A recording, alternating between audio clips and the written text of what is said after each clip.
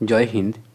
আজ আমরা state government এবং সেন্ট্রাল গভর্নমেন্টের আসন্ন এসএসসি টেট বা অন্যান্য যে সমস্ত পরীক্ষা আছে সে সমস্ত পরীক্ষায় যে ধরনের প্রশ্ন আসতে পারে তার এক সেট স্যাম্পল কোশ্চেন আমরা আজকে নিয়ে এসেছি এবং দেখব যে কত দ্রুত কত টেকনিক্যালি অপশান ধরে আমরা খুব দ্রুত অঙ্কগুলো সমাধান করতে পারি।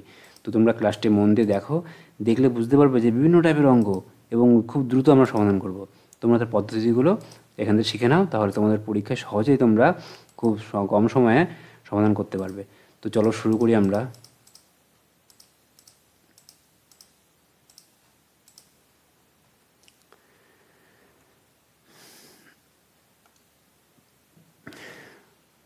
প্রথমে দেখো এই অঙ্কটা দেওয়া আছে, ঠিক আছে, দেওয়া আছে 12 পূর্ণ 8-9 থেকে এটা বিয়োগ করতে হবে। বিয়োগ করা হলে বিয়োগফলকে আবার 270 দিয়ে গুণ করতে হবে।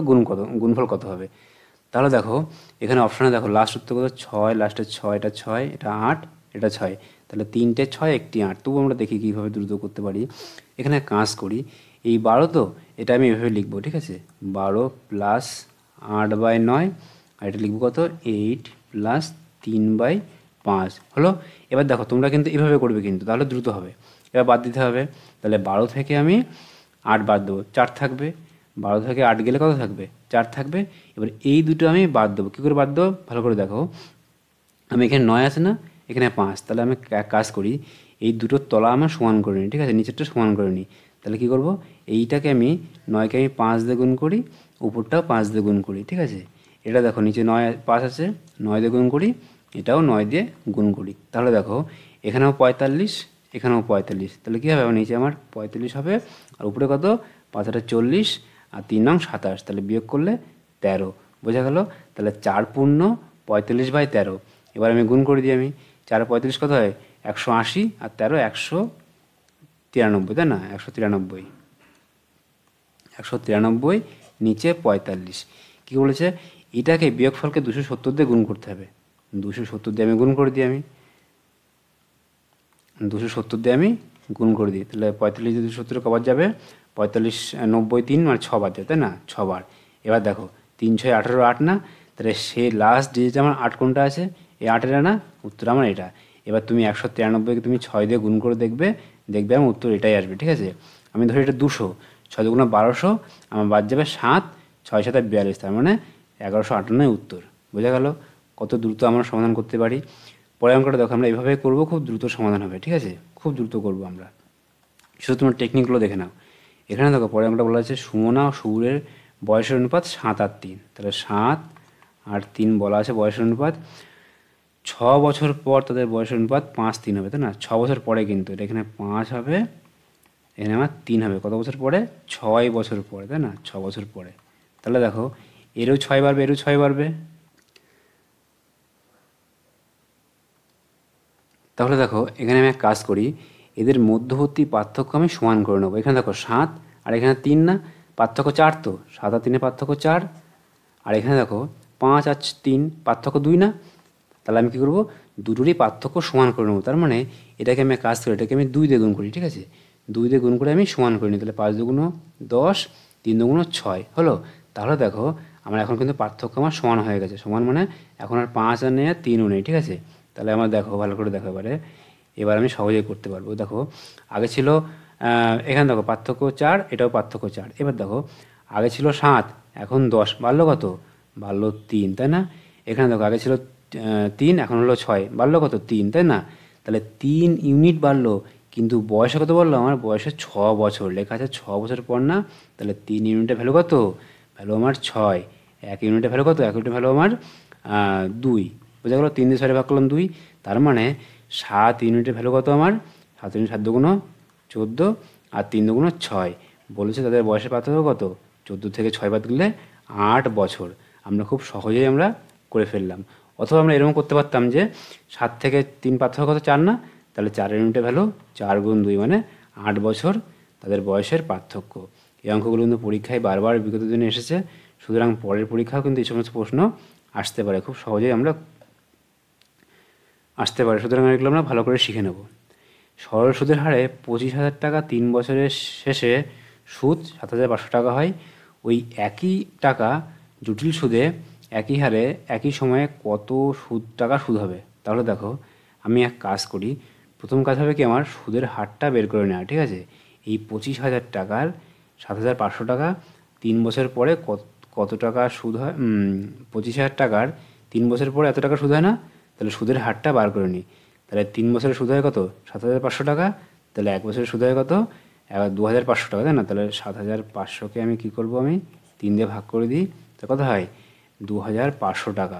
এই 2,500 টাকা আমার 25,000 টাকার সুদ না, ক বছরের সুদ, 1 বছরের সুদ, একে কত, 100 কত। তাহলে আমি সুদের হারটা পেয়ে যাবো। শূন্য শূন্য কেটে যায়, এই শূন্য শূন্য কেটে যায়, এই শূন্য শূন্য কেটে যায়, 25 দিয়ে ভাগ করলে কত হয় 10, তার মানে সুদের হার 10%, তাই না।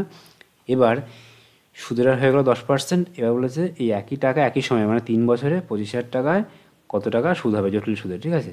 তাহলে আমি করে ফেলি, এখান থেকে আমি 25,000 টাকা ছিল আমার। এবার প্রথমে কত হবে, প্রথম বছর 10% মানে 110 বাই 100, পরেরটা কত আবার 110 বাই 100, পরেরটা কত আবার 110 বাই 100, মানে এটা প্রথম বছর, তারপর দ্বিতীয় বছর, তৃতীয় বছর। এবার তোমরা গুণ করে 25,000 বাদ দিলে আমি পেয়ে যাব যে কত টাকা আমার সুদ হয়, ঠিক আছে। এই শূন্য শূন্য কেটে গেল, এই শূন্য শূন্য কেটে যায়, এই শূন্য শূন্য কেটে গেল, এই শূন্য শূন্য কেটে গেল। এবার দেখো আমার এখানে দেখো 1 2 3, 1 2 3 4 5 6, তাহলে 3টে আর 3টে, 6টা শূন্য কেটে গেল আমার। এবার দেখো উপরে আমার 11 গুণ 11 গুণ করলে কত হয় 1331, ঠিক আছে। এর সঙ্গে আমার 25 গুণ হবে, তাই না। তাহলে 25 গুণ করে দিয়ে আমি কত হয় দেখি, 25কে 25-এর 5, হাতে আমার 2, 3 25 75 আর 2 77, 77-এর 7, হাতে আমার 7, 3 25 75 আর 7 82-র 2, তাই না। হাতে আমার 8, 25কে 25-এর 8 33, তাহলে মোট আমার 3 বছর পরে সুদ আসল কত পাই আমি 33,275 টাকা। এর থেকে আমি 25,000 টাকা বাদ দিয়ে দিই, আমি কত হয় বিয়োগ করলে 5 7 2 আর এদিকে 8, তাহলে 8,275 টাকা আমার সুদ হবে, ঠিক আছে, জটিল সুদে। তাহলে 8,275 টাকা, অপশন আমার বি উত্তর। এই অঙ্কটা আমরা অন্যভাবেও করতে পারতাম, ঠিক আছে, কিন্তু সেক্ষেত্রে তোমাদের আরেকটু কঠিন হয়ে যেত, ঠিক আছে। অত করার দরকার নেই, আমরা এইভাবেই করব, ঠিক আছে। এইভাবে একভাবে এই করলে আমাদের সহজেই আমরা এই গুণটা করতে পারবো। জাস্ট গুণ করে এটা বাদ দিলে আমি পেয়ে যাব। অথবা আমরা তারপরে দেখো একটি অনুপাত সমানুপাতের অঙ্ক আছে, 18:x সমান x এত। এবার ধরুন এক্ষেত্রে আমরা কি জানি, আমরা এই দুটো সংখ্যার গুণফল মানে পাশাপাশি দুটো সংখ্যার গুণফল সমান দুটি এক্সট্রিম সংখ্যার গুণফল। তাহলে 18 গুণ 8 সমান x গুণ x না, তার মানে কত এক্স স্কোয়ার মানে ভালো কত 18 গুণ 8 মানে 144, তাই না। তাহলে এক্সের মান কত 144-এর আন্ডাররুট মানে 12, তাহলে উত্তর কত আমার 12। খুব সহজে আমরা এই অঙ্কগুলো করে ফেলবো। তারপরে দেখো 25 পয়সা 10 পয়সা ও 5 পয়সা কয়েনের অনুপাত 1 2 3, মোট মূল্য 60 টাকা হলে 5 পয়সার কটি কয়েন আছে, খুব ভালো কথা। এখানে দেখো লিখে ফেলি আমি পয়সা 25 পয়সা, ঠিক আছে, এখানে লিখে আমি 25 পয়সা 10 পয়সা আর 5 পয়সা। 25 পয়সা আছে একটি, 10 পয়সা আছে দুটি আর 5 পয়সা আছে তিনটি। তাহলে আমি দেখি মোট কত টাকা আছে আমার। 25 গুণ 1 মানে 25 পয়সা এখানে হবে, 10 পয়সা দুটো থাকলে কত হবে 20 পয়সা, আর 5 পয়সা তিনটে থাকলে 15 পয়সা, তাই না। তাহলে দেখো এখানে যদি আমার এখানে 25 পয়সা 20 পয়সা আর 15 পয়সা না, যোগ করে দেখি কত পয়সা হয় আমার। তাহলে 25 আর 15 40 আর 20 60। যখন 60 পয়সা হয়, যখন আমার 60 পয়সা হয় তখন আমার কয়েন কত, কয়েন আমার 1 আর 2 3 আর 3 6 না। 60 পয়সা যখন, তখন কয়েন আমার 6টা। যখন আমার 60 টাকা, 60 টাকা না, তাহলে আমার কয়েন কটা হবে 60 টাকা মানে কত 60 গুণ 100 না, এত পয়সা, এটা তো পয়সা আমার। 60 পয়সা মানে কয়েন 6টা, 60 গুণ 100 মানে কটা কয়েন আমার, এখানে কী হবে 6-এর পরে দুটো শূন্য হয়ে যাবে, 600টা কয়েন। বোঝা গেল।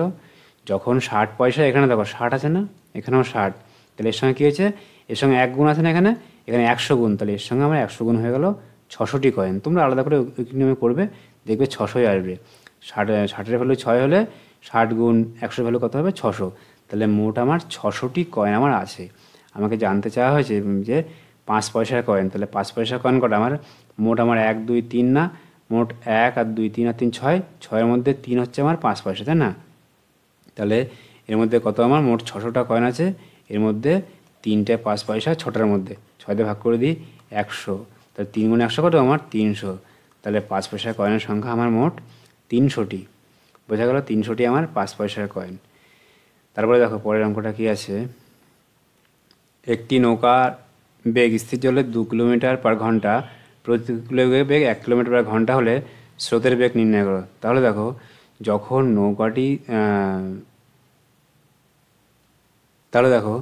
নৌকাটি যখন প্রতিকূলে যায়, ঠিক আছে, তখন কি হয়, নৌকার বেগের সঙ্গে আমার স্রোতের বেগ আমার স্ট্রিম, ঠিক আছে, স্ট্রিমের বেগ বিয়োগ আছে না, নৌকার নিজস্ব বেগ কত, নিজস্ব বেগ আমার 2 কিলোমিটার, এটা বার করতে হবে।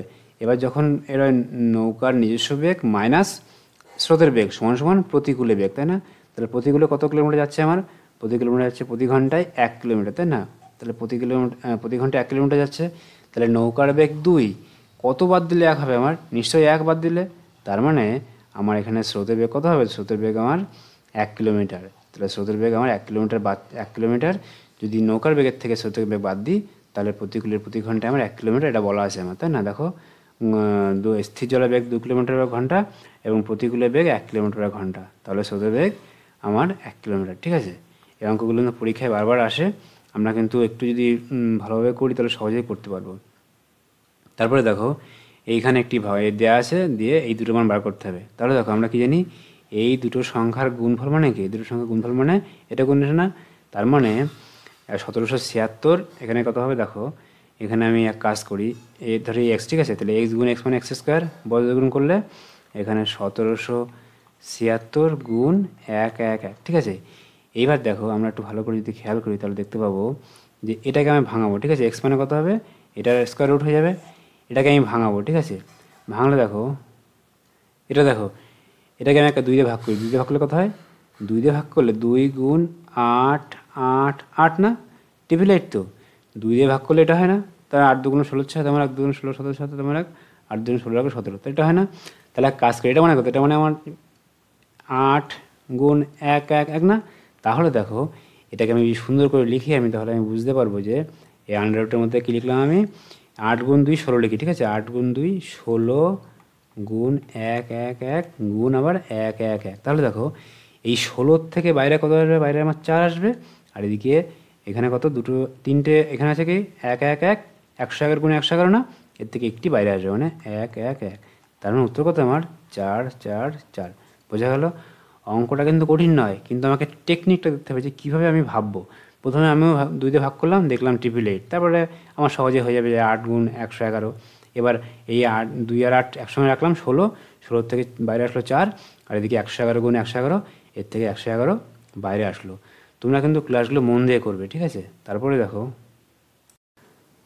আরও একটা অঙ্ক দেওয়া আছে, যে বলা আছে এখানে কি, যে 735-এর এত অংশ এত অংশের থেকে কত বড়, তাহলে কী করতে হবে, প্রথমে আমরা এই অংশের এইখানে কত টাকা হয়, কত অংশ হয় সেটা বার করতে হবে। তাহলে 735 গুণ 3/5, তাই না, 5 দিয়ে কেটে দিই, 5 14 70, 5 7 35, তাই না, তাহলে কত হয় আমার 3 7 21-এর 1 হাতে আমার 2, 3 14 42 আর 2 44, তাই না, 441 হয়। আরেকটা কী বলেছে, 633 6 3 3 এর কত বলেছে, এর 2-এর 3 অংশ, তাই না, 3 দিয়ে ভাগ করে দিই, 2 1 1 গুণগুলো কত হয়, 2 2 2 1 2 21 2 42, তাহলে এটা হয়, বলেছে এইটা থেকে কত ছোট, তাহলে ভাগ করে 4 2 2 বিয়োগ করলে কত হয়, 1 থেকে 2 বাদ দেওয়া যায় না, 11 থেকে 2 বাদ গেলে 9, 2 আর 1 3, 4 থেকে 3 গেলে 1, তাহলে 19, তাহলে আমার এই দুটো অংশের পার্থক্য কত, আমার পার্থক্য 19। বুঝতে পেরেছো, অঙ্কটা সোজা, কিন্তু আমাকে দ্রুত ক্যালকুলেশনটা আমাকে দ্রুত করতে পারলেই আমি খুব সহজেই আমি উত্তরটা বার করতে পারবো। তারপরে দেখো আরেকটা অঙ্ক দেওয়া আছে, কোনো ভগ্নাংশের লবকে 800% বাড়ানো হলো এবং হরকে 300% বাড়ানো হলে তবে নতুন ভগ্নাংশ হয় 2/7, আসল ভগ্নাংশটি কত। খুবই সহজ অঙ্ক। ধরি ভগ্নাংশটি ছিল আমার x/y ছিল, এবার লবকে 800% বাড়ানো হয়েছে, তাহলে আগে যা ছিল তার থেকে 800% বেড়েছে না, তাহলে এখন কত আমার, এখন এই ভগ্নাংশ x লব ওপরটা এর 900% এখন, ঠিক আছে, এখন কত 900%, আর কি আছে, আর যে হর তাকে 300% বাড়ানো হয়েছে। আগে যদি 200 থাকে, এখন 300 বেড়ে 500% হয়েছে। তার মানে কি, এই ওয়াই ছিল, এর আরও 300% বেড়েছে, মানে কত, এখন 400%। ঠিক আছে, ওয়াই 400% বর্তমানে। এবার কি বলেছে, নতুন ভগ্নাংশ কত, 2/7 হচ্ছে কি নতুন ভগ্নাংশ। তাহলে আমার আগের ভগ্নাংশটি কত আমার বার করতে হবে। তাহলে এক কাজ করে দেখো, এই পার্সেন্ট কেটে যায় না, এই দুটো শূন্য শূন্য কেটে যায়, এই দুটো শূন্য শূন্য কেটে যায়। ঠিক আছে, এবার দেখো এক্স বাই ওয়াই কত হবে, এই 4টা উপরে দিয়ে গুণ করে দিই, আর 7-9টার নিচে গুণ করে দিই। তা কত হয়, 4 দুগুণ 8 আর 7 নং 63 নতুন। তাহলে আগের ভগ্নাংশটি ছিল আমার 8/63। বোঝা গেল, অঙ্কটি সহজ, একটুও কঠিন নয়, শুধুমাত্র আমাকে এইটা খেয়াল রাখলে আমি সহজেই করতে পারবো। ঠিক আছে,